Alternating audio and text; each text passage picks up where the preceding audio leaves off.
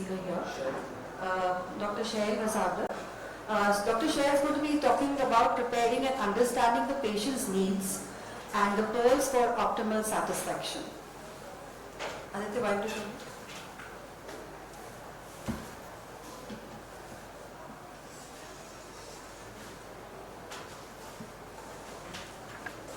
We've learned over several courses how to achieve that, but it's now not enough anymore. Patients evaluate our cataract surgery based on their refractive outcome that they see, whether they are able to see well without glasses or not.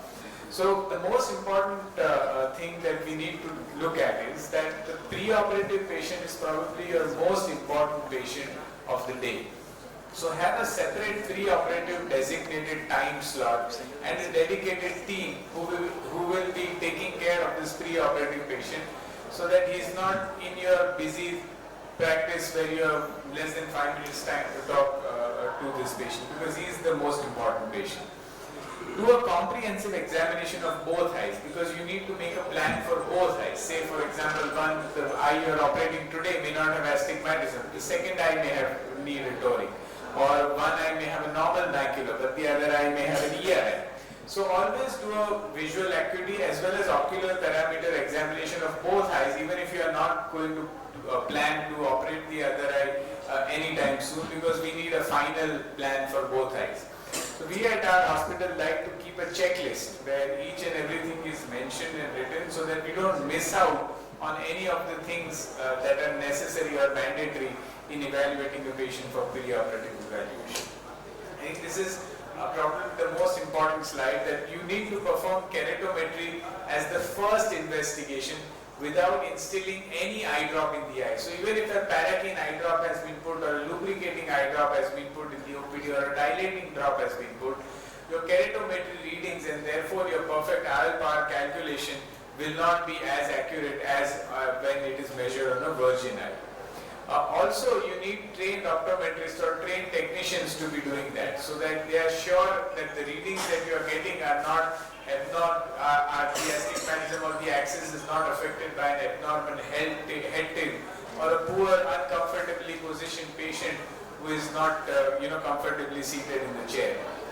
We do need to measure corneal astigmatism, and probably with the good generation of optical biometers, if you have consistent good readings, you need not do a topography for all patients. So topography can be reserved for special eyes like post-refractive or any other such eyes where you want to rule out irregular astigmatism.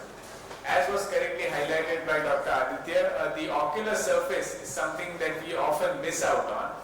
And it's not just important from the symptoms point of view, but if you look at this patient, his aberrometry of a dry eye patient, and look at the amount of corneal aberrations that are coming compared to when it is treated, not only is the quality of vision better, but even your IOL power calculation can go haywire.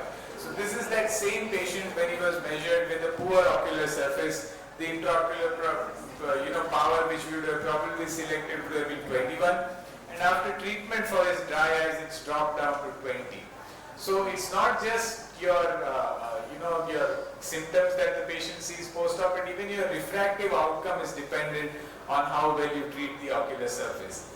I think we need to keep looking at upgrading the instrument set that we have. Of course, there is innumerable number of instruments that are there. But I think the non-contact optical biometry is now a gold standard, particularly when you are looking for presbyopia correction or toric IOL correction.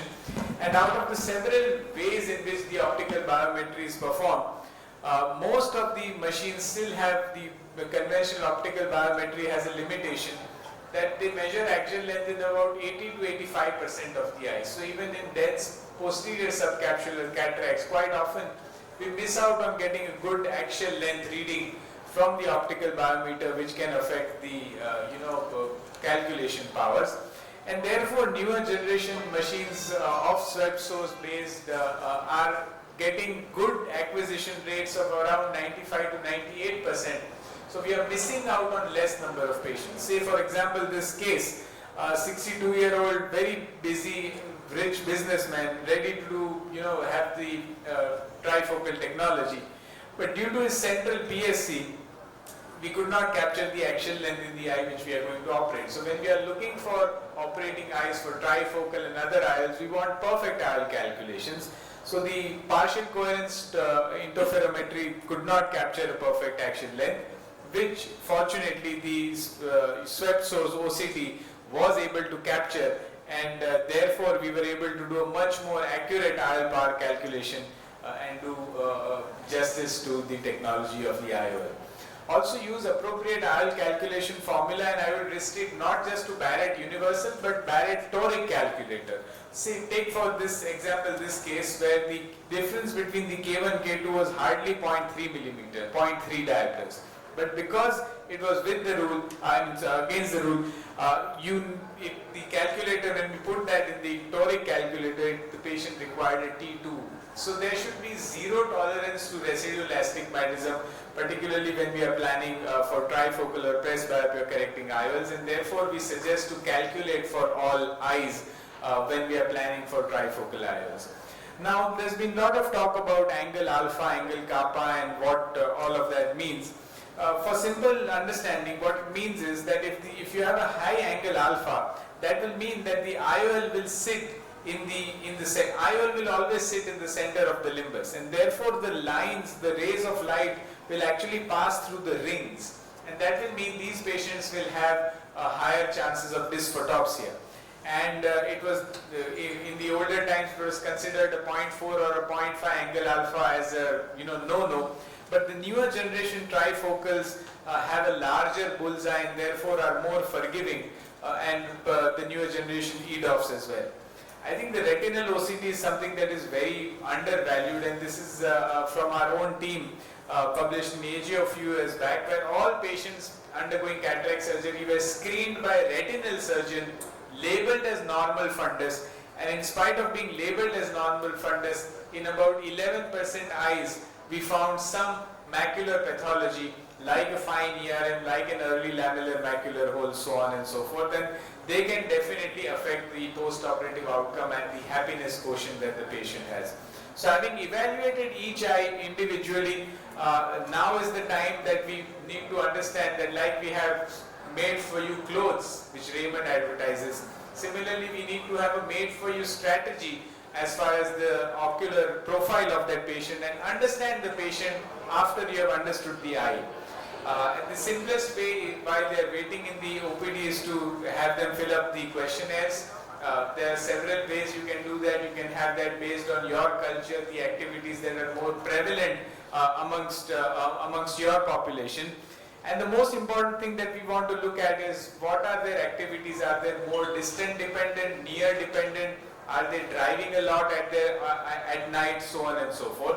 And after that, discuss with the patient the possible options and involve the key family members, because patient may turn completely volte-face post-operatively, and the relatives then who were never there before will come up post-operatively. So a couple of case examples to highlight that. Our own teacher from convent school, so imagine the impression that we would have had, very strict impression that we had. Now retired, both children, one is in Europe, one is in USA, so 8 months a year they are out, and she likes to travel, and being a convent teacher she also likes to do Sudoku. So distance, travel means distance, Sudoku means near, which means she needs a good range of distance and near vision, and therefore we suggested bilateral trifocal IOLs, and she is extremely happy after having both her eyes done. And compare that to a 56-year-old male who, Ahmedabad, from where I come from, has a lot of peripheral areas, 30-40 kilometers with a lot of industrial areas. So he's a manager in one of the factories, myope since a young age, and his main complaint is glare while driving, and he's had to give up night driving. He's had to carpool with his colleagues while coming back. And because glare and night driving was his primary concern, therefore we did not opt for a trifocal IOL, and we suggested the extended depth of focus IOLs, Vivity in this case, and explained to him that you will require glasses for fine print, but his primary concern of driving at night was solved. He's very happy with that, and he feels he has reasonably good near vision as well. He uses a very small ad for doing very fine work. So I think cataract surgery is no longer just clear cornea, it is a refractive cataract surgery and more of an option or an opportunity for the patient to improve his lifestyle. And it's actually the mindset that we need to tackle, and we must convey it very strongly to the patient that there is nothing like no glasses. We are trying to reduce the dependence as much as possible, and as long as we can manage this our own mindset block and convey that clearly to the patient, I think we can have a happy surgeon and a happy practice. Thank you so much once again for the patient listening. Thank you very much, Dr. Shail, for a very, intensive, proper counseling of your patient and understanding the patient. I think that really goes a long way to get good results, because if you don't understand what they want, you will not be able to deliver the right kind of lens to them, and a very detailed evaluation is very important. So any other comments? I have a question, Dr. Shail. So post-refractive cases, now we're seeing a lot of post-LASIK patients coming for cataract surgery, and already the LASIK patients, the previous ablation zones were much larger. They have already a lot of glare involved, and also their expectations are very different when they come for cataract refractive surgery. How do you tackle those patient expectations?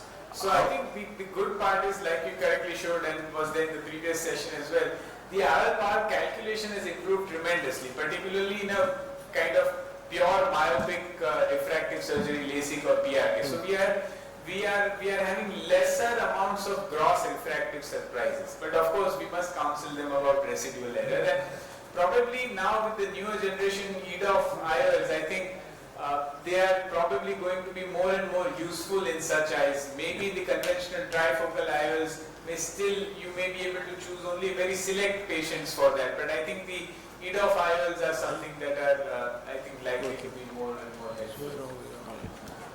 So I think we really need to see what the future is going to be. Is it going to be EDOFs, which are more like trifocals, or trifocals, which are going to be more like EDOFs? So thank you very much. I see Dr. Haripriya here. You have a question? Yeah, please.